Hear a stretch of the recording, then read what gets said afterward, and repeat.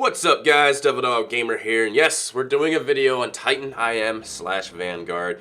Before we get into it, I do want to apologize. I am sick as a dog right now. I have one fucking wicked cold. So if you hear me sniffling, sneezing, sucking on a cough drop, coughing, I apologize in advance, but literally it's the only way I can get through this video. So TitanIM, I didn't want to do a video under this, but literally every stream day I get emails, comments, messages about this game constantly. And before you get people like, oh, you copied someone, fuck off, seriously, fuck cares. But yeah, so I was pressured into doing this, and I got some information that people might not like, or thoughts people might not like, but I'm gonna give it to you in the realest way possible. So what is TitanIM? TitanIM is a military simulator built on the Altera world rendering engine. Now, what the Altera engine is it's a seamless, gigantic world. Altera makes an entire planet that is in one render. You can go from one side to the other, no load times, nothing, and it's seamlessly done. What TitanIM's done is built a military simulator on top of that, with aircraft, naval ships, helicopters, infantry units, etc., debriefs, briefing screens, command and control, everything. Now, you're probably asking yourself, wow, that's pretty cool, but why would they do that? Simple answer. Militaries lately have been spending more money on simulations than they have training. Because it is actually cheaper to buy, spend $1 million, buy a simulator, and then use that for training instead of constantly refilling, vehicles, ammunition, and etc. It's a one-time charge where every time you take something out to go train, it's just money out of the pocket. They all work with fixed budgets. So if you want more training, but you can't afford to actually get out there and go, more than maybe twice a year, this is the type of thing that kind of supplements that. Now, VBS, if you don't know what VBS is the big brother of the ARMA series. VBS is a military simulator on a scale completely off the charts compared to ARMA.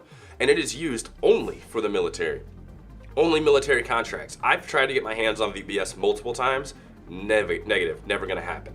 It is only for the military, and the amount of stuff it has into it rivals TitanIM, except, the part with the world engine. It is amazing, but that is their bread and butter. They literally sell that game to the military only as like, okay, say you need like a helicopter door gunner trainer. Boom, VBS, got you. Now you sit there in a mock-up helicopter with a door gun with VBS doing scenarios and stuff like that with accurate debriefs and things like that. That's what VBS is. There's a lot of money in that game. A lot of money. We had, when I was in the Marines, we had LAV simulators that ran off of Steel Beasts. They were $1 million a piece. We had 5 of them.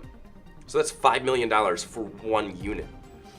Imagine the money that these guys are getting. And VBS is pretty much unchallenged in this. There's only a few other simulators. Flight sims are different for the Air Force. I mean, VBS may or may not be able to get into that category, but I doubt it. But mainly for tanks and stuff, it is Steel Beast. So pretty much there's not a lot of contenders in this category. But TitanIM's looking to try to come in and be that contender. They've done a lot of trade shows where you usually sell products like that, and this is what they're going for. Now, a lot of people are going to be like, but when is it coming to us? Now, first of all, I'm going to drop a bombshell on it first.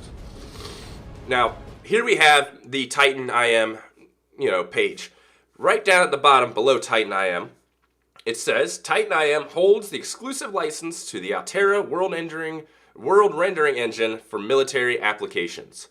Bombshell. At this moment, they can only sell this to the military. They cannot sell it commercially on Steam or anything like that. They can only sell it to the military.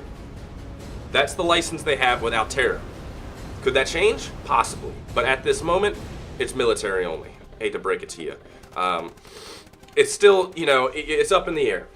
But if you go to their other page here and you click on availability, it says early versions of TitanIM are available now for selected projects, military. Please contact us with information about your project and target use. We are happy to discuss commercial partnerships and TitanIM-based products. We have a flexible business model that requires no upfront cost. Bullshit. Qualified commercial and academic purchases will receive a free development kit. Titan Vanguard is available for military and industry customers now. Details about availability for entertainment purposes will be announced shortly. So what does that say? Well, that says that they're actually looking into the entertainment purpose area for it. But it's not really on their radar as of yet. Could they be in talks with Altera to license it for commercial? Yes, but it's going to cost a lot more money that way. This is for selected projects, so I'm sure their licensing for these selected projects was a lot cheaper. You don't know how much money these guys are working with. They may or may not be able to fund putting this sucker up on Steam with the license costs. You never know. But it is a possibility. But as of right now, I wouldn't board the hype train just yet. Plus, there are a few things I've seen with this that I'm not really a fan of. The animations for infantry, wonky. The sights for infantry, wonky. The gunfire sounds terrible. I mean, it's not too great. It has the possibilities. It does, I'm not gonna lie, it has the possibilities. But to get on the hype train right now and say this is gonna be an armor killer or anything killer is way, way, way too early, especially right now when it's only available for military applications. I mean, that's like saying, VBS is the greatest game of all time that you'll never play. You know what I mean? It's way too early. It is way too early. Could this have milsim applications? Of course it could. Does it need a lot more fleshing out? Yes. Could modders come in and do stuff with it? It's Altera, so I assume so. Yeah, because there's plenty of stuff modded into Altera. Damn, I'm so fucking sick. This sucks. But there is just so much stuff that you could do in this that I see them have it. If it does come to entertainment purposes, I see it taking a while. This is not going to be a 2017 thing, I don't think. I think if they're going to push it for entertainment, and if Altera is going to have this as one of their, as going out with their engine, they're going to want it right. They're going to want it to be nice and to be good. But like I said, when it comes to funding, you don't know how much TitanIM has done in sales at the moment. I mean, they're going to all these shows. How much have they had, military purposes, industrial purchases? You don't know what they're running with. How many backers? I mean, could they literally be waiting to secure funds from a military application to work on a commercial? You don't know. This is all up in the air. We'll have to see. But like I said, there is a giant application. I mean, I like the World Engine. I think it's good. It's a little overkill. I mean, if you're gonna hop on and play with your buddies and stuff like that, I mean, you don't need an entire planet. Maybe logistics, if you want to do logistics stuff. Sure. The naval stuff is awesome. I'm a big fan of Navy stuff. Arma, that's one thing Arma always fucked up for me, is like whenever Arma 3 first showed, the water and stuff like that, I was super excited to finally be able to take like a destroyer and go around and launch tomahawks, and it never really happened. You get fucking boats now, but they're all wonky as shit. And that's the thing, like I feel like TitanIM could be a little better with the naval stuff, and that's something I'm looking forward to. The aircraft right now, I'm not too keen on. Right now, what I've seen for like bombs and stuff like that is literally, it's like you go onto the mission table and you click what bomb you want to drop, and you click where you want to drop it. It drops. I haven't seen aircraft use anything but guns. So there's probably still a lot of work to do on the aircraft. I'm not going to call this a DCS killer at the moment. I mean, the scale of it, sure, but they have a lot of ways. They have a long way to go. I mean, as you can see, one of the big ones they kept showing out was a helicopter door gunner. Well, that was when they actually took to a convention where they sell products like this, and they had it set up with a guy, actually wearing like, the VR goggles and the actual door gun with the 240, and he was using it as that. So you can see a few of the things that are fleshed out that they're trying to sell at the moment. Have they made sales? I don't know. We'll have to see.